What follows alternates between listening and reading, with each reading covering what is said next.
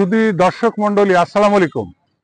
দেশ বিরোধী এক ভয়ঙ্কর চক্রান্ত ফাঁস হয়ে গেছে। গোয়েন্দা সংস্থা, আইন শৃঙ্খলা রক্ষাকারী বাহিনী ইতিমধ্যে এই সকল তথ্য পেয়ে সকল থানায় স্বরাষ্ট্র মন্ত্রণালয় থেকে চিঠি পাঠিয়েছে। নির্বাচনকে সামনে রেখে আওয়ামী লীগ তার সমস্ত ওয়ার্ডের নেতাকর্মীদের ঢাকায় জড়ো করার জন্য, আইন শৃঙ্খলার অবনতি ঘটানোর জন্য, নির্বাচন যাতে সুষ্ঠুভাবে না হতে পারে সেটাকে বন্ধ করার জন্য, দেশে একটা অরাজক পরিস্থিতি তৈরি করার জন্য তারা সর্বতভাবে মাঠে নামবে।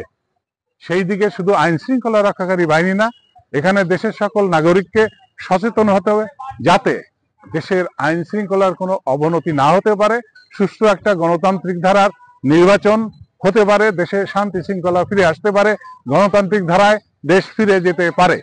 আপনারা সাবস্ক্রাইব করুন, শেয়ার করুন, পরবর্তী ভিডিওর জন্য সাথে থাকুন। ধন্যবাদ।